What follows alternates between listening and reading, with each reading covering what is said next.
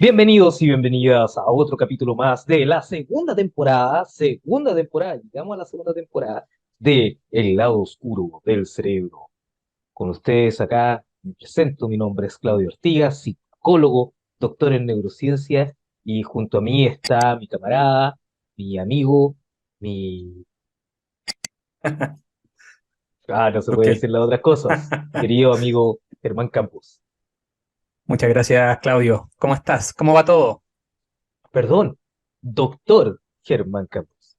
Sí, bueno, hay que decir para quienes no han visto que, claro, somos dos colegas, los dos psicólogos, doctores en neurociencia, que hace algunos meses comenzamos este programa humildemente para comentar diferentes temas relacionados con la neurociencia, con la psicología y básicamente pasarlo bien hablando de ciencia. También hablamos de otros temas más allá de la neurociencia. Así que bueno, ya estamos partiendo la segunda temporada luego de un descanso bastante merecido, pero un descanso entre comillas, porque en verdad eh, se hicieron muchas cosas en este descanso entre comillas.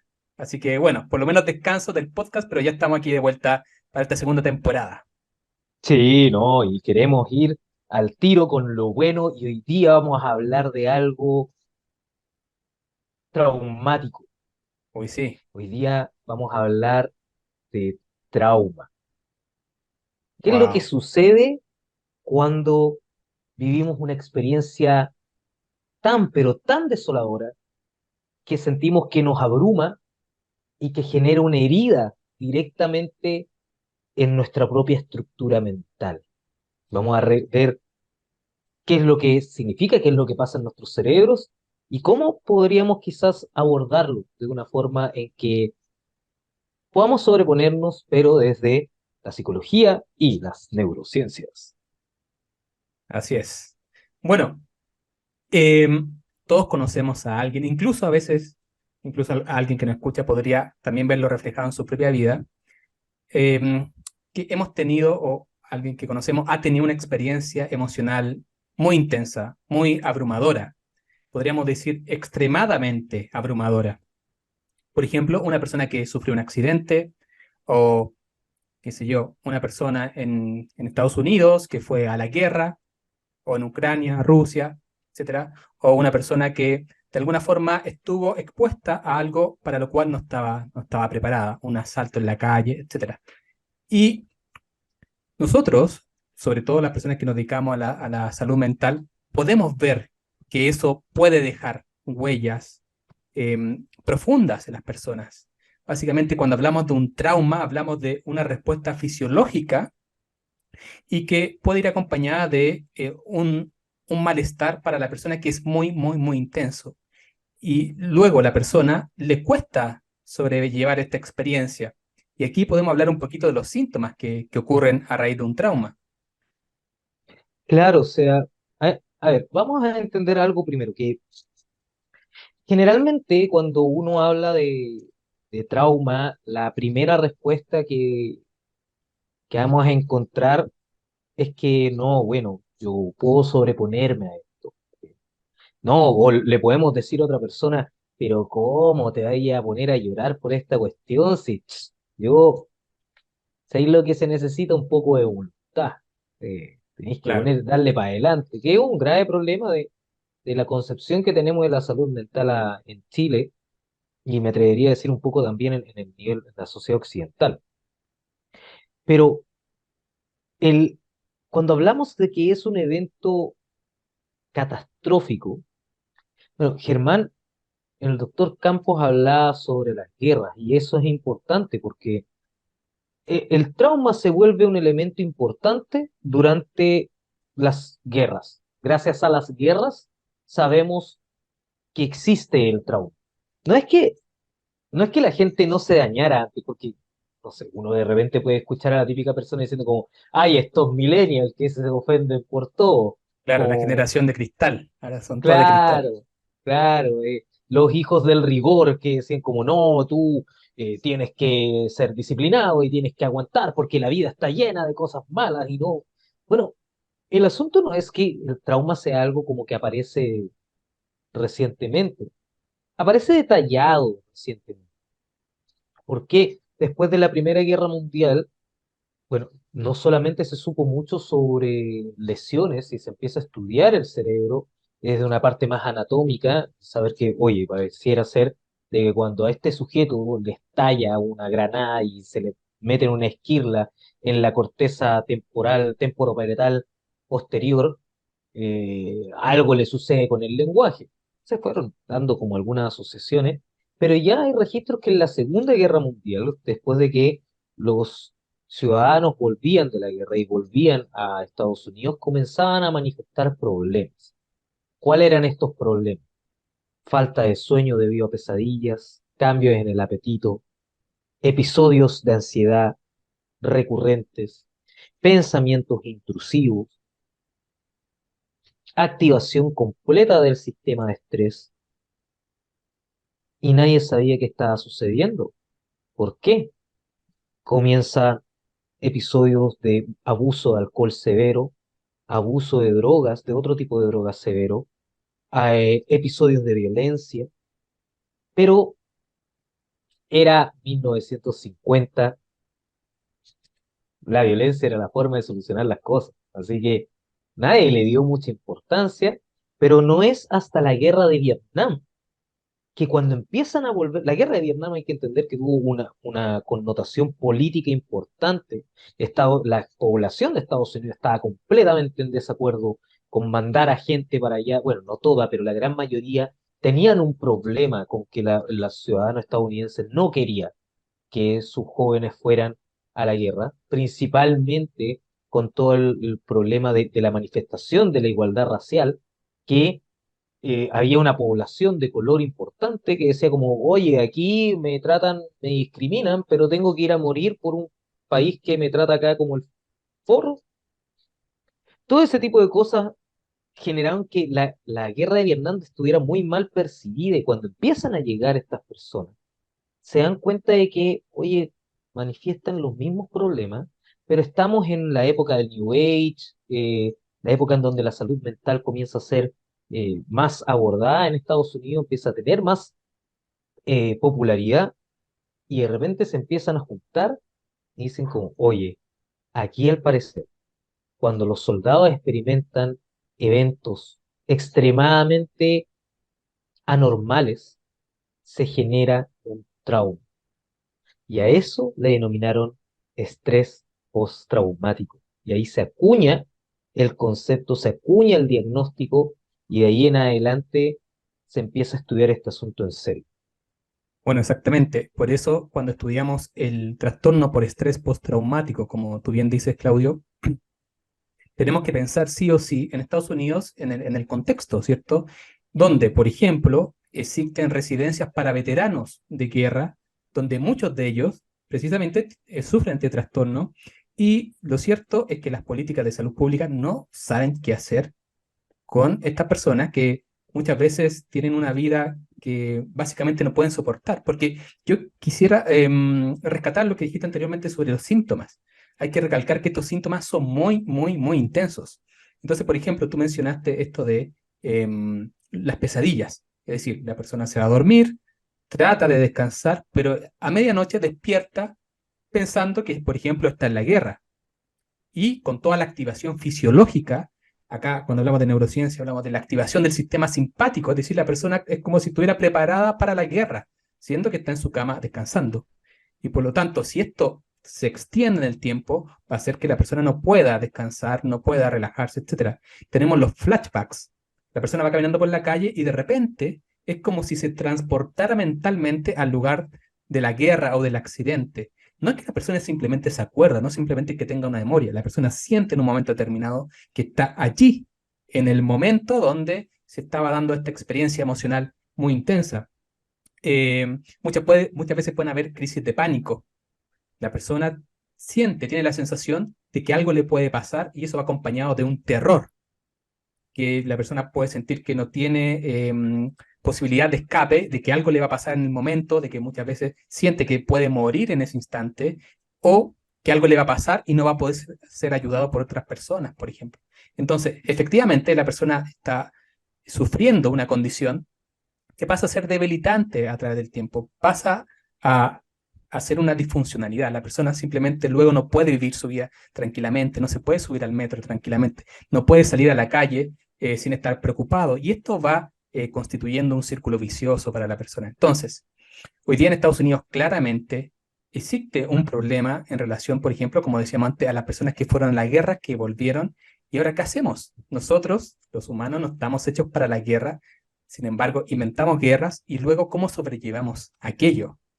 Y cuando hablamos de el trastorno por estrés postraumático, que es como lo han denominado los psicólogos y los psiquiatras a través de los manuales de diagnóstico psiquiátrico, eh, hablamos de precisamente todos estos síntomas que aparecen en una persona, pero todavía no sabemos muy bien desde la psicoterapia cómo abordar efectivamente este trastorno. Entonces se están haciendo muchas investigaciones. Esta es una memoria emocional que se instala muy fuertemente, entonces tenemos que pensar también en cómo ir modulando esta memoria para debilitarla un poco. Claro, hay que tomar en consideración que aquí vamos a hablar de tres estructuras importantes en el cerebro. Eh, amígdala. La amígdala principalmente se ve activada, que es esta cosita chica que queda como Amígdala por acá. cerebral, Claudio, porque a veces Claro, no pensamos que está de no, acá, no está de acá, los que no. están acá. O sea, hay que tomar en consideración, y disculpen si algún biólogo ve esto, pero los biólogos no tienen mucha imaginación para nombrar cosas cuando, entonces, hay muchas partes en el cuerpo que tienen exactamente el mismo nombre y quedan en lugares completamente distintos. Pero bueno, estas amígdalas que reaccionan principalmente contra el miedo y la rabia, están involucradas en la respuesta emocional, pero principalmente miedo y rabia, que se activa frente a una situación estresante. Tienes el hipocampo, que va a estar tomando toda esta información para poder después consolidarla y traspasarla, o sea, hacer los contactos con la corteza prefrontal para generar la memoria. Y tienes si es que esto fuera hasta ahí nomás, estaría bien, pero el problema es cuando metes al hipotálamo en la ecuación, porque el hipotálamo es el encargado de activar tu sistema simpático. Y como está conectado con la amígdala y está conectado con el hipocampo, generan una memoria emocional que ahí hay un principio que tenemos que considerar, que es un principio de la psicología conductista, que es la generalización, que una vez que tú aprendes algo, que tú aprendes una asociación, como por ejemplo lo típico de Pavlov, campanita significa comida, después incluso un timbre podría sonar, podría indicar comida y podría generar el éxtasis del perro una vez que asoció la campana con la comida. No solo eso, después, más allá del timbre, puede ser cualquier cosa que suene como una campana, que no necesariamente una campana. ¿Por qué? Porque vamos buscando patrones, cosas que se asemejen para poder prepararnos mejor ante la llegada de algún tipo de elemento. Y lamentablemente esto es lo mismo que ocurre cuando estamos frente a un evento traumático. El cerebro comienza a generalizar. Entonces, no necesariamente tienes que estar en la guerra, simplemente puedes escuchar un fuego artificial afuera y listo. El cerebro dice, no, o sea, esta búsqueda de patrones dice, guerra, se activa el sistema simpático, la persona empieza con la taquicardia, le empiezan a sudar las manos, ¡pum! Ataque de pánico. Pero un mecanismo de defensa. El problema es que el mecanismo de defensa se ha trastocado, se ha alterado, se ha hackeado. Sí, porque hay que pensar cómo se establecen estas memorias, porque podríamos pensar los traumas como memoria emocional exacerbadas. Entonces, lo primero que hay que mencionar es que, claro, nosotros, ¿por qué nos acordamos más de las cosas emocionales? Ya sea buenas, por ejemplo, me acuerdo de las vacaciones que no sé qué, que tuve en Río de Janeiro, ya lo pasé súper bien, uh, pero también me acuerdo de las cosas muy malas o de las cosas muy emocionales. Es decir, para los que somos más viejos, nos acordamos de lo que estábamos haciendo cuando escuchamos que se estaban cayendo las Torres Gemelas. Para los que son más jóvenes, se acuerdan de lo que estaban haciendo para el terremoto del 2010 acá en Chile. Perfectamente. Y se acuerdan incluso posiblemente el día después. O que estaban haciendo para el estallido social del 2019, etc. Entonces, ¿por qué? Porque son son situaciones que son muy emocionales, nos interpelan a ese nivel y por lo tanto las memorias se establecen con fuerza. Existe un mecanismo, esto se ha estudiado, existen mecanismos por los cuales este tipo de memorias se consolidan especialmente rápidas. Eh, Hay que mencionar lo siguiente, y esto recordamos un poquito los capítulos anteriores. Tenemos un sistema de memoria por donde nacen las memorias, que son los hipocampos, que tú ya los mencionaste. Ok, tenemos un hipocampo a cada lado, más o menos de 2 centímetros desde donde estoy tocando hacia adentro, nos topamos con los hipocampos. Pero lo fabuloso es que los hipocampos están conectados directamente con la amígdala. Ok, entonces todo lo que es emocional se guarda más rápidamente. La amígdala y los hipocampos conversan en ese sentido. Ahora, ¿por qué? Porque lo que es emocional me sirve para sobrevivir. Si yo soy atacado por un depredador, o si soy una ratita y voy por ahí por el bosque y me ataca un depredador, ok, eso lo tengo que aprender para no pasar de nuevo por ahí si es que sobreviví, ¿cierto? También tengo que acordarme de dónde está mi alimento. Eso también, el haber encontrado una fuente de alimento, también una experiencia emocional. Me acuerdo para ir de nuevo para allá, para ir, seguir comiendo o tomar agua, etcétera, etcétera. Estas memorias emocionales nos sirven para sobrevivir. El problema es que, como decías tú, este sistema se ve hackeado por una experiencia que es realmente abrumadora, para lo cual nuestro sistema no está regulado para enfrentar. Y por lo tanto, como decías tú al comienzo, cuando comenzaste con la definición, deja una huella profunda y a veces indeleble. ¿Qué hacemos con esto? Entonces, tenemos estructuras que se pueden sobreactivar. En la amígdala hay unos núcleos, el núcleo vasolateral que se activa más. Posiblemente si uno estudiara esas neuronas de la amígdala, quizás están hipertrofiadas, es decir, más grandes, etcétera. Como decías tú, el hipotálamo, activando más el sistema, también ayudando a que se libere el cortisol, etcétera, dándole instrucciones para ello. Entonces, todo un sistema que se nos echa a perder, pero que en un comienzo era funcional para que pudiésemos sobrevivir. Pero ahora estamos en problemas porque se desreguló. Y ahora, bueno, ¿qué hacemos para regularlo nuevamente? Sí, y mira, hay un elemento importante porque uno dice como, bueno, pero es guerra, vamos un poco lejos. De aquí a que Chile le declare la guerra a Ucrania o Rusia, no va a pasar muy pronto. De que Chile le declare la guerra a cualquier país, no va a pasar muy pronto. Entonces, ¿para qué vamos a estar hablando de trauma? El asunto es que el trauma es, todos los días tenemos momentos estresantes. O sea, ir conduciendo en el auto y que de repente te toquen la bocina, o ir en bicicleta y que un tipo te tire el auto encima, o ir caminando y subirte al metro y que alguien te golpee para el lado. Son situaciones estresantes que a nadie le agrada, pero son momentáneas. El trauma queda, porque para nuestro sistema es importante de que eso se recuerde.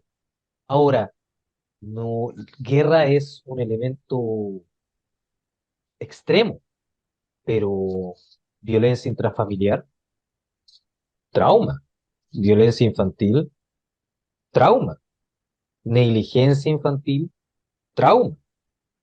Son todos eventos que el trauma es un evento para el cual la persona no se siente con los recursos para poder sobrellevar.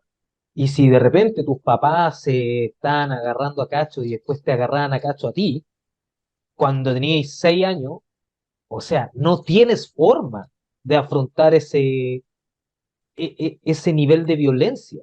Y no estoy hablando solamente de ese tipo de violencia, sino que malos tratos, violencia ambiental, de limpiar la muralla, eh, gritos que se le pueden dar, malos tratos, todo eso también configura un trauma que, claro, de repente se normaliza un poco más, es cosa de ver generaciones pasadas de no muchos años en la que la violencia era una forma normal de educar, pero eso también va generando trauma, va generando una forma de comportarse y una forma de actuar.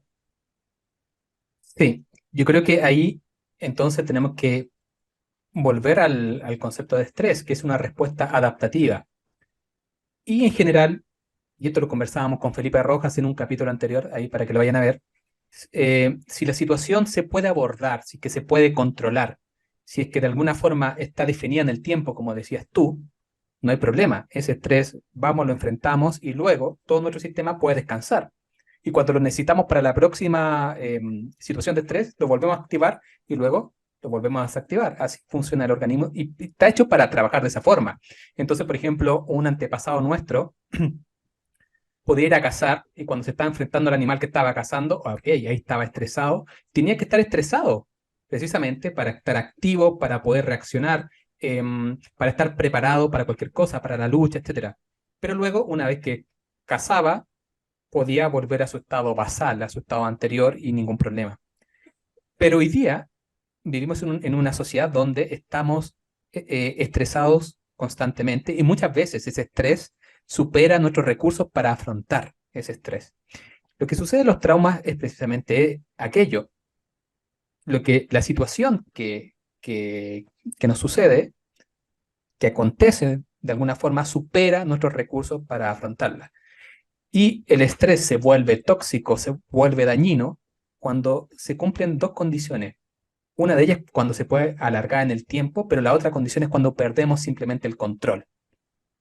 Eh, y por ejemplo, volviendo al tema de un accidente o de una guerra, por definición, no tenemos control frente a esas situaciones. Nos superan por mucho. Y como no tenemos control, todo nuestro cuerpo reacciona y tiene una respuesta fisiológica considerable y eso puede dejar una huella en la estructura. Y por lo tanto hay que mencionarlo, y yo quiero volver a esa idea que tú mencionabas. No es solo algo psicológico que la persona vive, obviamente lo vive en esa dimensión, pero es algo que queda enraizado en el cuerpo.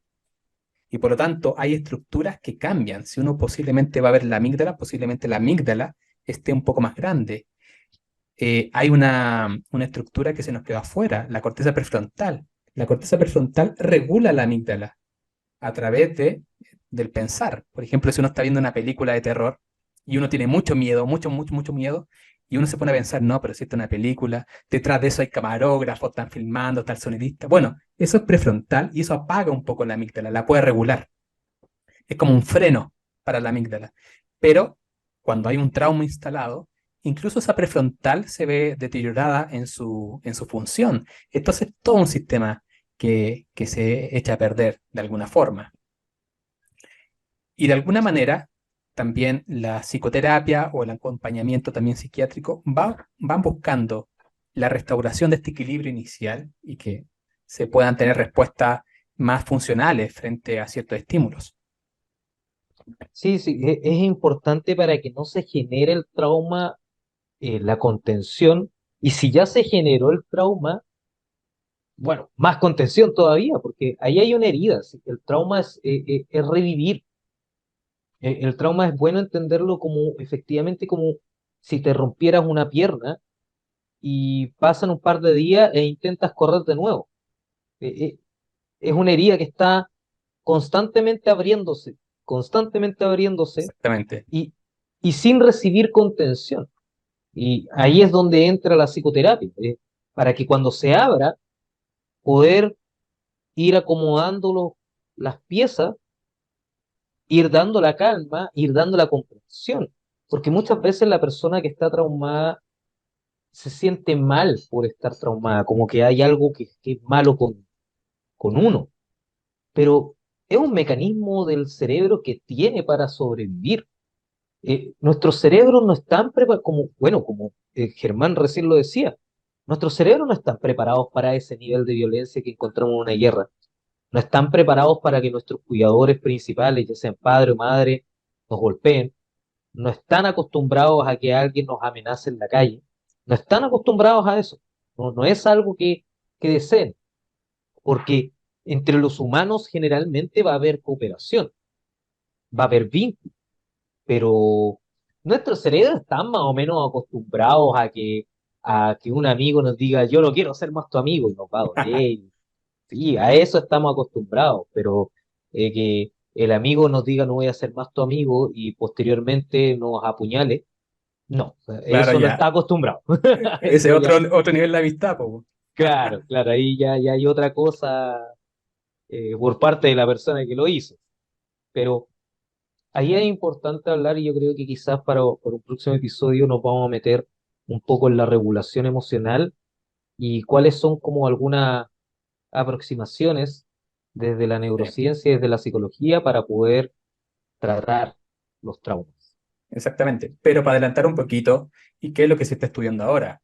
Básicamente sabemos que cuando las personas se acuerdan, cuando recuerdan el trauma, se activa la memoria, ¿cierto? Obviamente, esa memoria estaba ahí y luego la persona al recordarlo lo activa. Ok, pero cuando activa esa memoria, no solamente activa la memoria en relación a lo que pasó. Ok, yo estaba en la guerra o sufrí tal accidente, etcétera, etcétera. La persona se acuerda de aquello y lo puede explicar, sino que también se activa todo el componente emocional. Y hoy día lo que se está estudiando es cómo hacer para que este componente emocional, que se activa mucho, ya no se active tanto. No significa que la persona se le vaya a olvidar aquello que vivió. Esa no es la idea. Nadie está pensando aquello e incluso, obviamente, eso podría ser peor. El remedio podría ser peor. La idea es que la persona se pueda acordar, pero sin que el componente emocional se active o se sobreactive, sino que se acuerde la persona, que es un poquito lo que pasa en los duelos también. Por ejemplo, Claro. muere un ser querido, al comienzo la persona recuerda al ser querido y se ve sobrepasada emocionalmente cuando lo recuerda. Ok, pero con el paso del tiempo, como la herida va sanando, la persona se puede acordar de esta persona sin que se vea sobrepasada emocionalmente. Y a eso hay que llegar. Entonces, hay un montón de investigación para entender cómo hacer esto, para hacer que el componente declarativo, aquello que vivió la persona, esté presente, pero sin este componente emocional tan intenso. Y eso se puede realizar en psicoterapia. La persona va a psicoterapia, habla con el terapeuta y como está reviviendo toda esta experiencia, pero en un ambiente seguro, que es el ambiente de la terapia, el terapeuta está ahí, no está nada pasando malo alrededor, un espacio seguro, bueno, esta memoria se vuelve a guardar, pero ahora de una forma más tranquila. Como el terapeuta está conteniendo, como dices tú, esta memoria se reescribe, reescribe, reescribe, pero ahora con la presencia y la contención del terapeuta, y luego la persona se puede acordar un poquito más de aquello que le pasó, pero sin estar sobrepasada. Y hacia allá están todas las investigaciones hoy día apuntando, al menos en neurociencia. Bueno, yo creo que un temón, como siempre, quedaron muchas cosas. Yo quería, como dije, ya me enganché. Y dije, sigamos hablando. Tenía un montón de cosas que decir, pero creo que dejémoslo hasta aquí y guardemos la patita que viene Sí, para una próxima totalmente. semana. Sí, po. Oye, y bueno, o sea, yo creo que el gran mensaje de esto es: el trauma es normal en función de cuando te pasan cosas anormales. Y es la forma que Exacto. tu cerebro tiene para defenderse de él. El asunto es que hay que tratarlo, hay que abordarlo, hay que hacerse cargo, hay que hacerse responsable y hay que dejar de normalizar cosas que uno no consideraría trauma porque a ti no te traumaría, porque toda la gente somos diferentes. Súper.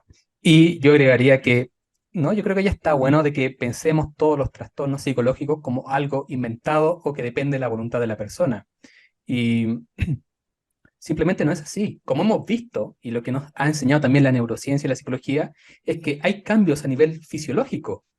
Eh, y por lo tanto, no es solamente un invento de la persona. Cuando se tacha, por ejemplo, de la persona que tiene un trastorno depresivo de floja o la persona que tiene un trastorno de ansiedad como dramática, etcétera, hoy día cada vez tenemos una comprensión más cabal, más profunda, y sabemos que hay ciertas estructuras, eh, o ciertos procesos que se están echando a perder y los tenemos que regular.